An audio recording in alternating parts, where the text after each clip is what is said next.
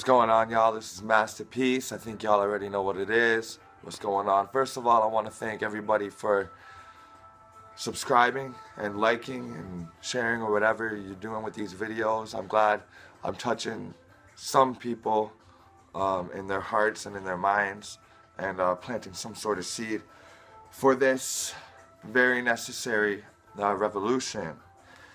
Now, today's video is about the power of the American black man and woman. I've been wanting to do this video for a long time. Finally, all the ideas have came in my head, and here we go. So, the power of the black American man or woman, the sway that they have, the influence that they have over the rest of the world. You know, everybody wants to come to America. Everybody feeds off of hip-hop. You know, in China, hip-hop is huge right now. In Europe, hip-hop is huge. Every continent, hip-hop lives. That's because hip-hop is just the truest art form. It connects with the soul and with nature, and its date has no beginning. You know, hip-hop is, you know, African culture is, you know, just the way we walk, the way we slang out words, the way we just flip everything on its head, you know. And, you know, once we're in sports, we dominate. Once we're in comedy, we dominate. Once we're in engineering, we dominate. Science, IT, whatever it is.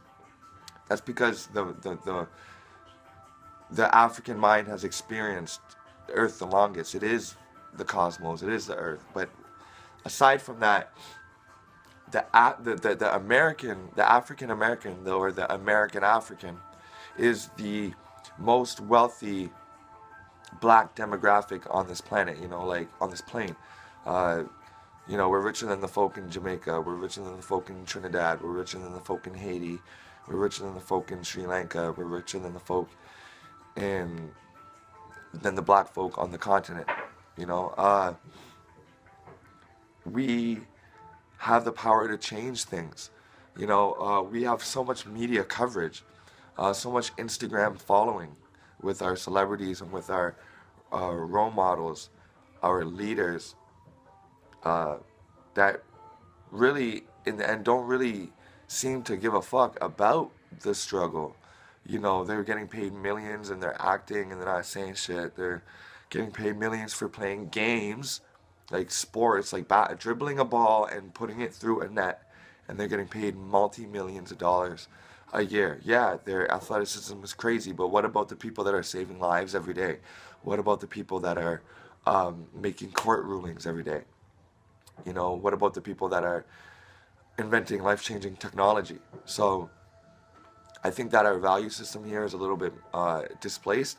But having said that, the influence that the black man and woman have in America over the rest of the world is staggering. When I went to Zimbabwe, they're trying, it seems like the people have a perception of America, say Manhattan, and they post up on the strip. You know, they're selling the goods, they speak English. You know, I had no problems anytime when I was in the sub-Saharan in being understood or whatever. It seemed like everybody knew English or knew somebody that knew English, and translation was not hard. But what I did notice was they wanted to be American. They had an American swag about them, you know. They were posted up, you know, the hip-hop was going. American hip-hop that I hadn't even heard yet, because I had already been there for 5 months. So there was new American hip-hop I hadn't even heard yet. One thing, I was at a party in Malawi, and you know, I introduced myself, of course, and we're at a party, we're about to go to a club. I was with my wife, we were at a friend's compound, huge compound. I mean, just so many rooms. and we were partying in the back, and then we were getting ready to go to the club, because yeah, they got clubs.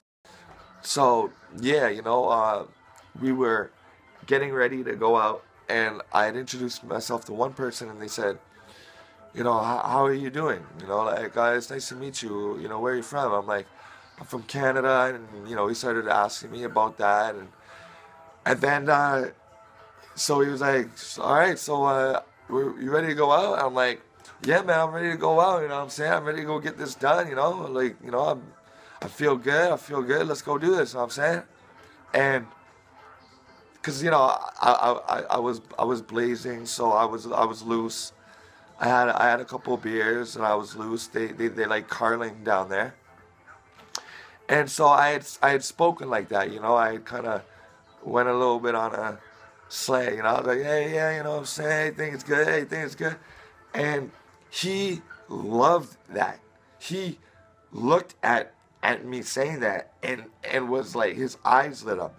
And after he started talking like that, he's like, yeah, we out here, right? We're out here. We're doing this, right? Know what I'm saying? We're doing this.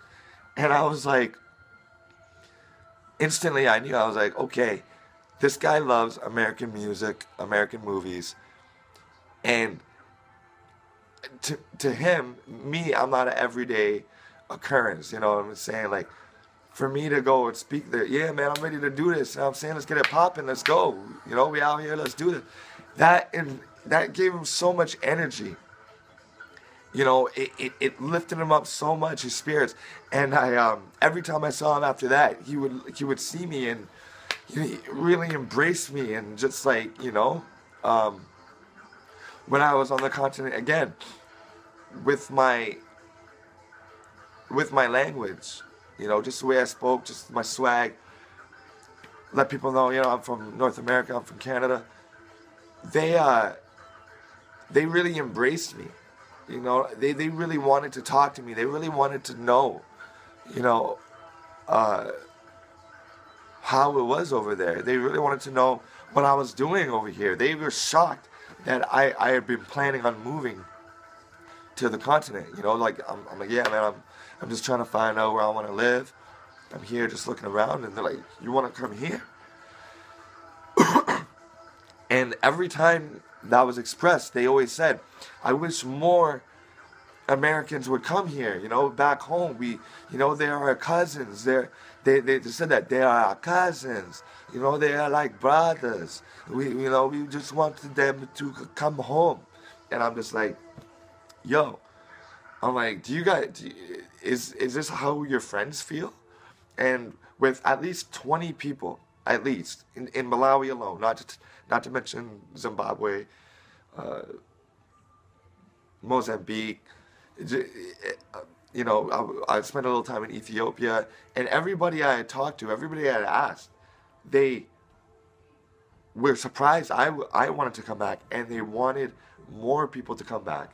Everybody was really supportive of me wanting to come back. They offered numbers and places for me to stay and all that. I was really humbled by that. Quick tip, if you're planning on traveling abroad and you're American, it might be better to say that you're Canadian. And it's no disrespect. It's just internationally, with the wars that we fought and with the international help that we've provided. I'm not saying that we're different than America. I'm saying that the perception of Canadians to Americans it's a lot different. We're known as the friendly peacekeepers of the plane. So I don't want to. I have no allegiance to Canada. I want to get out this bitch. Okay, but I'm just saying, when all my friends travel, when I was back in high school, elementary school, everybody knows in Canada. Everybody knows. You can talk to any of us. When you travel, you wear an I Am Canadian shirt. You get a bag that has a Canadian flag on it. You wear a shirt that has a Canadian flag, a hat that has the maple leaves on it, whatever. And you're just safer that way. And you're more respected. No disrespect. you know, but you know that you're living in the belly of the beast. You know that America has done the most wrong, you know what I'm saying, in recent times, has perpetuated and enacted the worst atrocities on human life, you know. So that aside, the power that your music has, your hip hop music, your R&B, your country music, your jazz, that your acting, your video editing style. When I went out, I took my camera out, it's just a simple DSLR, Nikon. I took out my camera there, and I got into the media. Maybe I should do a video on everything that I did over there, like work-wise and volunteer-wise. But just to touch on this now, to give you a little bit of a surety in your influence around the world. When I was there, I had volunteered at a theater, and through the theater, I had met somebody who was in media. They worked for the Malawi news station. Yes, one of the least developed countries in the world has a news media station. So don't be thinking it's all dusty when you go to the continent. There's bars, there's strip malls, all of that. But staying on point, the influence and the power of sway of the American black man and woman. My videography, my cinematography style, whatever you want to call it, my directing style was the way it is here. I mean, I just brought there, I did my little camera tricks, you know, did some lens flashes, some lens flares, did some shaky, like, you know, we did shit like we would over here. And they were blown away in the sense that they didn't know that they thought that those effects were an After Effects. They thought it was like an added effect. They didn't know that you could do it from the camera, make those effects live while recording. So I was like, yeah, that's how you do it. This is a secret now. Take this on, let that spread. I'm telling you, their media team had a lot more success after being introduced to me. Not bragging or anything. I'm just saying because they want that look. They want that American look. And I'm not saying that America is high and mighty or it's the way to go. And I'm not saying that when we go there, we bring our values. But I'm saying there's skills out there for the arts and other things that we can definitely collaborate on. I was filming African dances, African plays, and I was doing it in the American style. So two worlds collided, and it was a beautiful thing, and I got so much work after that. I had to reject work. I made as much money as I saved to go out to the continent, just simply by just doing what I know how to do. You know what I mean? From painting to editing videos, whatever, shooting videos. So I really noticed that, with the music and with the way I danced at the clubs, people wanted to dance, like, do our dances. And I wanted to do their dances. You know what I'm saying? So there's a definite sway that we have. I mean, imagine we brought our acting talent to the continent. Imagine we brought our music engineering to the continent, because they don't have, in a lot of the developing countries, they don't have the technology that we have to make the sound quality like ours. So imagine we had a mashup of African folk music with engineering of the Americas. Whoa! It would be a rap, people. Look what WizKid just did with Drake. It's a rap. Everybody knows Africa's the future, investing wise, but us. So when we get there, we're just gonna be bringing our flavor, and that flavor is gonna be intermingled in our sway. It's going to be a beautiful thing. You're going to notice that, in my opinion, people are going to start migrating to us on the continent. You know what I'm saying?